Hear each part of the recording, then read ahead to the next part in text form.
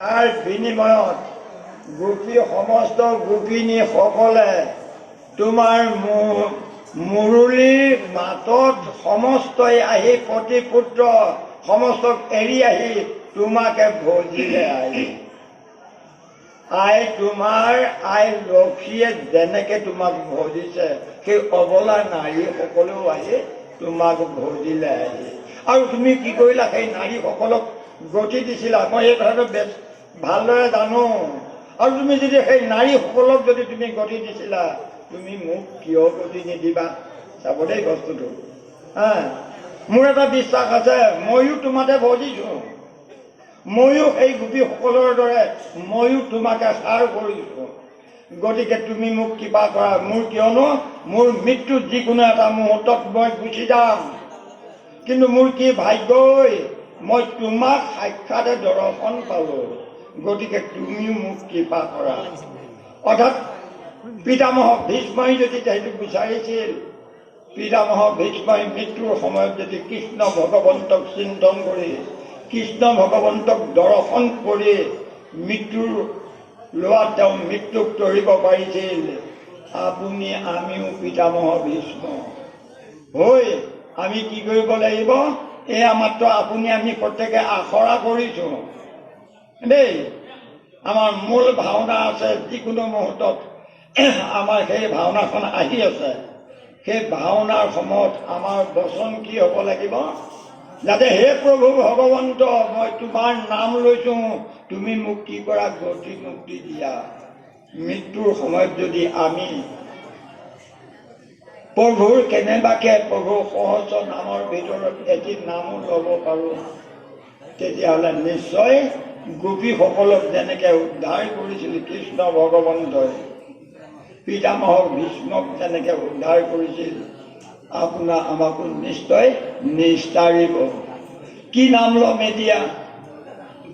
এই নামৰ ভিতৰত মূল নাম আছে, সহস্ৰ নাম, তাৰ ভিতৰত কিছু মূল নাম আছে দেই। বোলে শৰণত তিনি নাম, ভজনত চাৰি, বৈষ্ণৱত পঞ্চদত লৈবা বিচাৰি। শৰণত দিয়া তিনি নাম কি এতিয়া? এয়া কোনে দিব? গুৰুসকল, গুৰুৱে দিব। আপোনালোকে বিচাৰিব যে সেই মূল তিনিটা নাম কি, সেই তিনিটা নাম দিব গুৰুৱে। গতিকে ভকতত বিচাৰি পোৱা নাযাব। তথাপি আপোনালোকে বিশ্বাস কৰে নকৰে আপোনালোকৰ কথা দেই।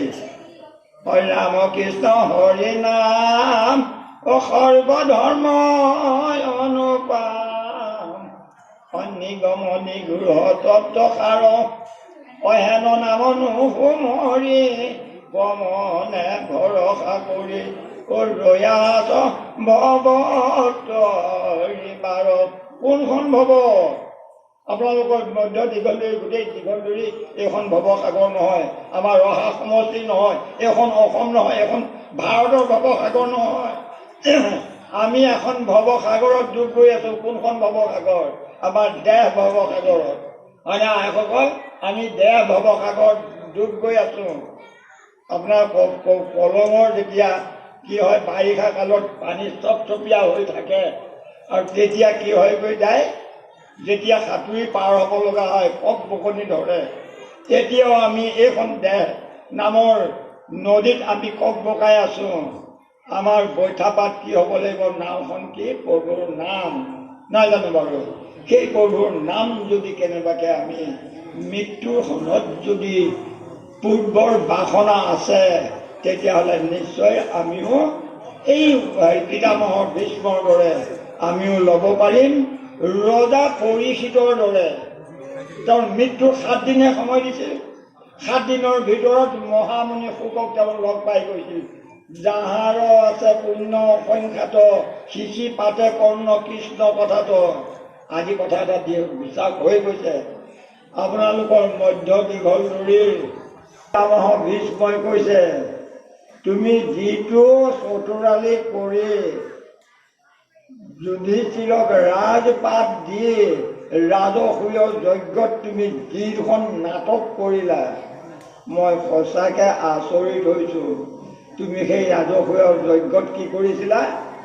সকলোকে বিষয় ভাৱবিলাক দি গৈ লৈ শেহত তুমি এটা বিষয়বাদ লৈছিলা, সেইটোৱে হ'ল দেৱ ঋষিসকলক ব্ৰাহ্মণসকলক ভৰি ধোৱাৰ দায়িত্বটো তুমি পালন কৰিছিলা। অথচ তুমিয়ে জগতৰ ঈশ্বৰ, তুমিয়ে পৰম ব্ৰহ্ম, আৰু ব্ৰহ্ম হৈ আকৌ তুমি কি কৰিলা বিদায় ব্ৰাহ্মণসকলক তুমি ভৰি ধুৱাইছিলা। এইটো প্ৰভু ভগৱন্তৰ কি চালাকি বাৰু, কৃষ্ণ ভগৱন্তৰ। যে কলি আহি যাব এতিয়া, কলিত আহিলে যদি ব্ৰাহ্মণসকলক ব্ৰহ্মতত্ত্ব যদি ব্ৰাহ্মণসকলৰ থাকি যায়, এই ব্ৰাহ্মণসকলে কাকো নেৰিব, অভিশাপ দিয়ে সমস্তকে ধ্বংস কৰিব এতিয়া, হয়নে বাৰু? গতিকে ইহঁতৰ ব্ৰহ্মতত্ত্ব লৈ আহিব লাগে দেই। গতিকে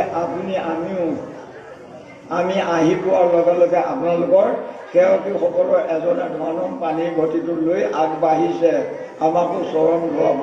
ঘপককৈ কথাটো মনত পৰিল কৃষ্ণ ভগৱন্তই এই ভৰি ধোৱাৰ বিনিময়ত বামসকলক ব্ৰহ্মতত্ত্ব লৈ গ'ল। আপোনালোকৰ ৰাইজৰ পৰা যিজন দিছিলে সেইজনকো কৃষ্ণক পঠাইছিল আপোনালোকে।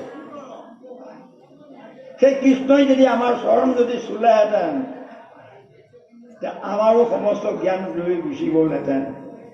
গতিকে আমি কি কৰিব লাগে? মই আপোনাৰ চৰণ চুম, সমস্তৰ চৰণ চুম, মোৰ পুণ্য হ'ব। কিন্তু মোৰ চৰণ চুবলৈ দিলে মোৰ যদি কিবা অকণমান পুণ্য জমা হৈছিল সমস্তখিনি নাশ হ'ব। বা এইটো ইমানতে এৰিলোঁ। এতিয়া পিতামহ ভীষ্মই কৈছে যে তুমি ইয়াৰ দ্বাৰা যে তুমি ইমান গৰিহিত কৰ্ম কৰিছিলা, কাৰণ তুমি জগতৰ ঈশ্বৰ, হয়নে বাৰু? আৰু আজি মই তোমাক বেছ বুজি পালোঁ। গতিকে মোৰ মৃত্যুৰ আগমুহূৰ্তত তোমাক যিটো মই দৰ্শন পাইছোঁ, এই দৰ্শনে মোৰ সমস্ত উপকাৰ কৰিব। এইবুলি কৃষ্ণ ভগৱন্তক পিতামহ ভীষ্মই প্ৰাৰ্থনা জনাইছে। পিতামহ ভীষ্মই নিজকে ধন্য মানিছে যে কৃষ্ণ তুমি জগতৰে ঈশ্বৰ, তুমিয়ে পৰম ব্ৰহ্ম। মোৰ কি ভাগ্যই, মই এই মুহূৰ্তত মোৰ প্ৰাণবায়ু গুচি যাব, এনে সময়ত সাক্ষাতে তোমাক দৰ্শন পালোঁ।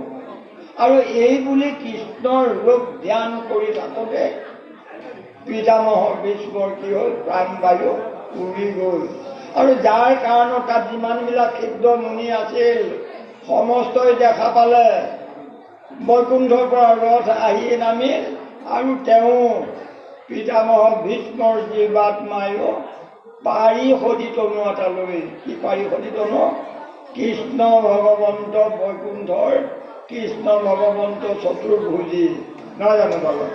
এই চতুৰ্ভুজী ৰূপ লৈ পিতামহ ভীষ্মৰ জীৱই ৰথত উঠি শৰীৰে বৈকুণ্ঠলৈ ঢাপলি মেলিলে। এতিয়া সেই লুকাই আপুনি আমি কিন্তু যিমানেই নামক আশ্ৰয় নকৰোঁ, গুৰুৱে দিয়া নাম আমি যিমান বুকত সাৱটি নধৰোঁ, সাক্ষাতে কৃষ্ণ ভগৱন্তক আমি দৰ্শন নাপাম। কোনজন কৃষ্ণক নাপাম? সেই বৈকুণ্ঠপতি কৃষ্ণ, বসুদেৱ দৈৱকীৰ পুত্ৰ কৃষ্ণক নাপাম। সেই কৃষ্ণৰ পৰিৱৰ্তে আপোনাৰ সমস্তই কৃষ্ণ নহয় জানো বাৰু দেই? মোৰ যি জ্ঞাতি কুটুম্ব আছে, আপোনালোকৰ অন্য নগ'লেও মই মহাদেশালীৰ পৰা আপোনালোকৰ সেই সময়ত আহি নাপালেও, মোকো যাই মহাদেশালীত নাপালেও মোৰ জ্ঞাতি কুটুম্ব আছে নহয়। সেই জ্ঞাতি কুটুম্বই কিন্তু কি হ'ল? কৃষ্ণ। তাৰ কাৰণটো কি বাৰু? কিয়নো পৰম ব্ৰহ্ম অংশে, পৰম ব্ৰহ্ম হ'ল নিৰ্গুণ নিৰাকাৰ দে বাৰু। এই নিৰ্গুণ নিৰাকাৰ ব্ৰহ্মই 5 ভাগে বিভক্ত হৈ আহিছে। কাৰণটো তেওঁৰ যি 4 মুঠি জীৱ, এই 4 মুঠি জীৱই পৰম ব্ৰহ্মক যদি নাজানে কেতিয়াও তেওঁলোকে গতি মুক্তি পাব নোৱাৰিব। গতিকে নিৰাকাৰ ব্ৰহ্মই জীৱ জগতৰ মৰমতে, জীৱ জগতৰ কৃপাতে তেওঁ 5 ভাগে সাকাৰ ৰূপ লৈ আহিছে।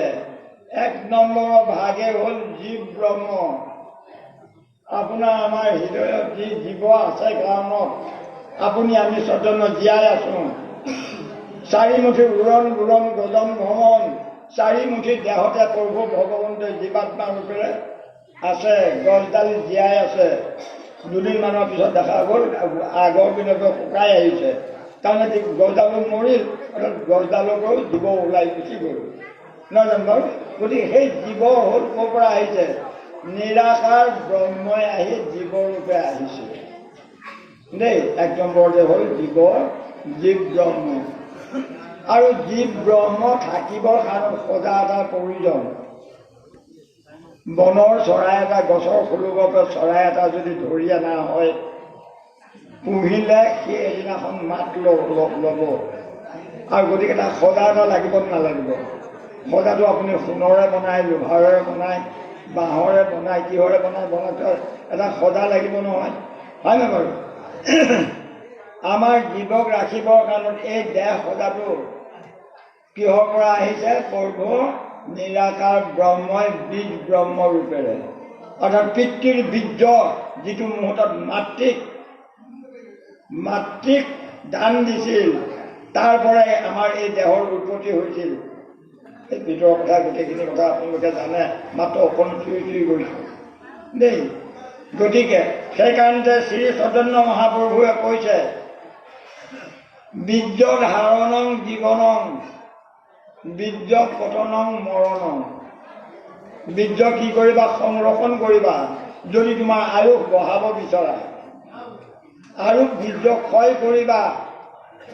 বীৰ্য পতনং মৰণং, তোমাৰ আয়ুস চাপি আহিব। 40 বছৰ বয়স আমি প্ৰত্যেকে লৈ আহিছোঁ, কিন্তু মনত ৰাখিব দেই।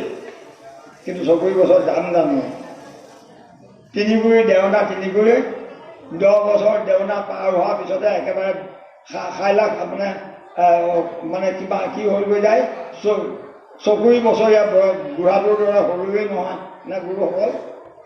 তাৰমানে আমাৰ আয়ুস কিয় কমি গৈছে? কতজন 125 বছৰটো থুলন্তৰ হৈ আছে, আমি আকৌ শুকাই খিনাই গৈছোঁ, অৰ্থাৎ বীৰ্য ধাৰণ কৰিব নোৱাৰিলোঁ। যি বীৰ্য নেকি পৰম ব্ৰহ্মই আহি আমাৰ দেহত শিৰত আহি বাসা কৰিছে, এই বীৰ্য। 3 নম্বৰ হ'ল গৈ কি? জীৱ ব্ৰহ্ম, বীজ ব্ৰহ্ম। বীজ ব্ৰহ্মৰ দ্বাৰা আমাৰ এইটো দেহা পালোঁ আমি। এই দেহাটোক ৰক্ষা কৰিবৰ কাৰণে আমাক অন্নৰ প্ৰয়োজন। গতিকে প্ৰভু ভগৱন্তই তেতিয়াই কি হ'ল? নিজে অন্ন ব্ৰহ্ম হৈ আহিছে। গতিকে এই অন্ন ব্ৰহ্ম বিচাৰ নকৰাকৈ আমি খাই আছোঁ। অন্ন ব্ৰহ্ম যদি বিচাৰ নকৰাকৈ খাওঁ, তাৰ পৰাও আমাৰ আয়ু ঘট হয়। এইটো হ'ল 3 নম্বৰ। জীৱ ব্ৰহ্ম, বীজ ব্ৰহ্ম, অন্ন ব্ৰহ্ম। আৰু 4 নম্বৰটো হ'ল শব্দ ব্ৰহ্ম। আজি ভাগৱত মাধৱাচাৰ্যই পঢ়ি যোৱাৰ লগে লগে প্ৰত্যেকৰে কাণত ঠহ বিন্ধিছে, আৰু বিন্ধাৰ কাৰণতে আপোনালোকেও বেছিকৈ বুজি পোৱা নাই, তেওঁতো অলপ বুজি পাইছে, হয়নে বাৰু? গতিকে এইটো হ'ল এই যিটো শব্দ, এই শব্দ ব্ৰহ্ম আমাৰ কৰ্ণই আমি শুনি আমি উপলব্ধি হৈছিল এয়া কৃষ্ণৰ নাম। 5 নম্বৰটো হ'ল অক্ষৰ ব্ৰহ্ম। আজি ভাগৱতত আমি প্ৰত্যেকে LP স্কুলৰ ক শ্ৰেণীত পঢ়োঁতে আমি কি কৰিছিলোঁ?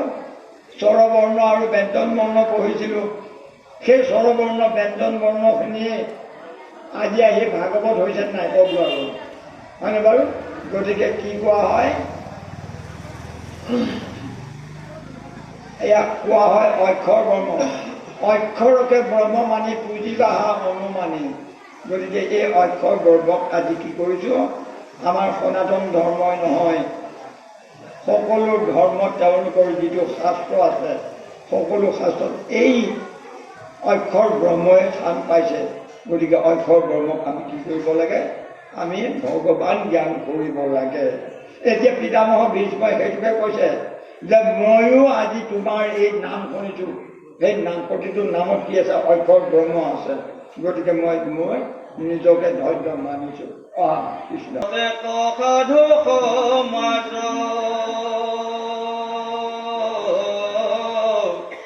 কৃষ্ণৰ পৰম মহিমা দেখিয়া আশ্চৰ্য সমস্তে ৰাজ